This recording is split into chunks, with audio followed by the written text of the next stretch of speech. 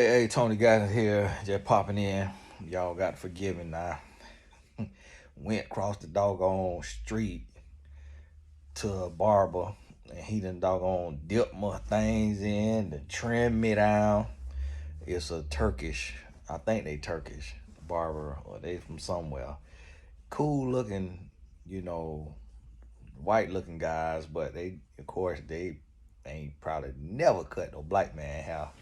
And I went it there. Y'all forgive me. But I was sitting there, I was thinking today, and I said, one of the most annoying things, I have not looked at my post from yesterday where I talked about the 50-50 because I already know I'm finna have to block a bunch of people. But I ain't even went to it. I ain't want my blood pressure to go up. But that's really what's frustrating today is the very idiotic and stupid narratives that's going out there today. And you got to really guard your eyes and ears because truthfully, what you seeing online is not real. Like there's Instagram accounts that like the gossip ones, the messy ones, they post this stuff that it'll come from the middle of nowhere and nobody really can relate to it. It's not really real. And it'll be something that this person said on Facebook or something. And they could even be making the stuff up just to go viral. But it just creates this narrative that is so skewed, it's so jaded, it's so toxic, but because it goes out into the world wide web and because it reaches the whole world, we then become subject to it. So now we have to deal with this because it gets millions of impressions that this woman makes 85,000 a year and her wedding is going to cost 75,000 and her fiance is paying all of the bills at the house and paying for the whole wedding, and she just is taking her 85,000 and going and shopping. And that is like one of the dumbest things in the world, but it literally becomes a conversation. It literally starts arguments. People start to believe it. I guarantee you so many women will see that and say, you know what? She's right. She got a point. She shouldn't have to pay a dime to the wedding, nor should her family, and she shouldn't have to pay a dime to the bills. She got a point. You want to be a man, you want to marry her, you need to pay for the whole wedding by yourself, and you need to pay for all the bills. And yes, her money is for shopping. There will be 100,000 women, minimum, 100,000 women that will believe that. And then on the flip side, you will see they post this guy who he built like a toothpick and he got 5 women pregnant at one time. Now they not telling us about they herpes. They're not telling us about they herpes, they genital warts, and the stuff they got to live with that done altered their life. Syphilis, HIV, they ain't telling us about that. They just showing this skinny, broke, black man with 5 baby mamas. So now there will be 100,000 minimum black men who say, you know what? That's the life I want, man. He ain't no more of a man than me. How this man got all these chicks? How this man getting a layoff and all of that right there? Put pipe on all of this right there. And then he probably ain't even gonna have to pay child support. Like, if he get all the women to come and do a photo shoot, they probably ain't even gonna put him on child support if they cool with the other baby mamas. And then they probably all gonna put all their money together. Everybody gonna work. Some of them might even strip, making thousands of dollars a night. They gonna get a mansion. It's gonna be 100,000 black men minimum that say that's the life I want, but I ain't even gonna do it like that. I'm gonna just do 2 baby mamas and get them together. I'm gonna do 3 baby mamas, and then they could find examples of where it's happening. The Dr. Umar Johnson went on Charlemagne's show that I think is canceled now and said he not married, but when he get married, he want him 2 queens. And I could tell how he built. He can't handle 1 queen. And then it's another young brother that I met. Um, he have tattoos all throughout his face, and he have dreadlocks, and I think he got 2 women.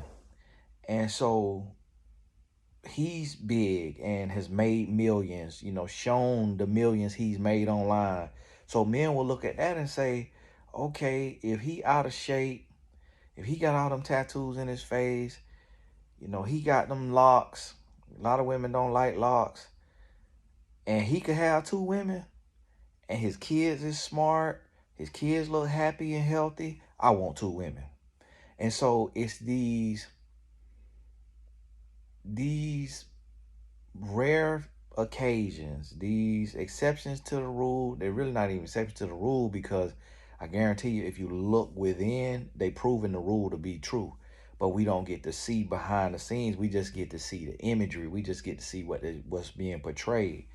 And this what's going out there. This is what's going out there, and it's damaging us. It's hurting us. And we literally having back and forth conversations. We fussing, fighting, arguing about this situation, these little random situations.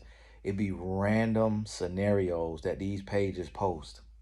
So if you're on social media, you see something like that, they might block you. Just go in the comments. Stop posting stupid stuff like this. Just put that in the comments. Stop posting stupid stuff. Y'all find something better to do.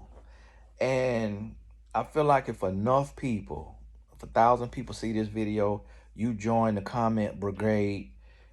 If they get 1,000 comments, stop posting stupid stuff like this, they might start to get convicted. They might start to say, you know what, let us post more positivity. Let us post more better imagery. Let us post things that send a better message. Let us do something a little different. You never know. It starts to work. I know when I'm talking and I'm doing these videos, I start to see, and y'all are bringing to my attention, hey, Tony, this man over here changing his message. He kind of saying more what you saying. This man over here changing his message. This man over here done did, this woman over here doing this. Because words have power. Words have power. When we speak these words, when we put these words out there, we start to hold people accountable. And one thing that y'all have to do, if you on here, you watching this, stop posting all your relationship business online. Stop posting all your business online. Keep your business. Because when you post your business online, your personal business, don't feel like, oh, well, Tony Gaskins and such talk about their relationship. We relationship coaches. That's what we supposed to do. And I don't tell my personal business. I give examples and stuff like that from the past and general stuff. But if me and my wife going through something, I'm never going to put that online. I'm not finna come. I'm not even going to do a video that even touch anywhere near that topic. Because when I do a video, people assume I'm talking about me and my wife, and they forget in that moment. No, I got to touch on every topic because I am a coach.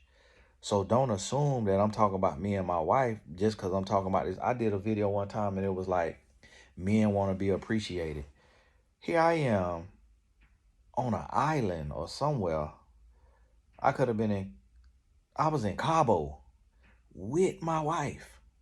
With my wife. We have an amazing time. We laid out in the sun, sunglasses on, out there eating, all-inclusive resort in Cabo. We VIP members of this resort. I stepped away. I said, baby, let me shoot a video. I ain't shot no video. It's coming to the end of the month. I got to keep the algorithm going on YouTube. Let me step over here and shoot a video. I stepped over there. I said, what's a topic that's going to be interesting, that's going to get people attention? I say, men need appreciation too. Did the video, so many people in the comments. I'm praying for you and your wife. It sound like you telling us your wife don't praise you, your wife don't do this. I'm like, wow. People just jumping to conclusions. It's like, boy, if a conclusion was a cliff, you'll be dead. I'm like, my goodness. And so that's how it is. So people is going with regular lives who not relationship coaches, and they putting all their business on Facebook, all their business on Twitter, and bringing the whole world into their relationship, and now the relationship is done. The relationship finna be so toxic after that.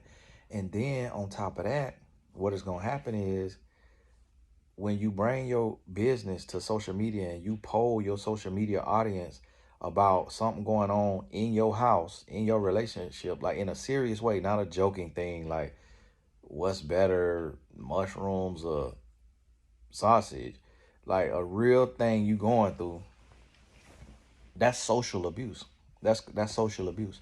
Because if you know your partner is wrong, instead of you just telling your partner they wrong and you standing on what you stand on, when you get hundreds of people, which could turn into thousands of people, to gang up on your partner and bash your partner in the comments, and then have me doing videos going off on your partner, that's social abuse. Because now you done got all these people hitting your partner across the head with the truth. And yeah, it's the truth. The truth is the truth. But still, you got to be mindful of that. And then too, you probably now gonna get cheated on out of resentment, because humans are petty. So you probably gonna get cheated on out of resentment. On top of that, you probably gonna get, you get cussed out, and now your relationship is gonna be toxic for a long time, if it even lasts. So listen, think about this. Think about what you consuming. Think about everything you read and everything that you see, and then really check your heart and ask yourself, whoa, did I just believe that? Whoa, did I just accept that? Whoa, did I just let that change my principles, my morals, my values, my views on life? Because I guarantee you, if you're not careful and you're not paying attention to it, when you see this stuff, it's making you lose hope. My son calling me. God bless you. We'll talk soon.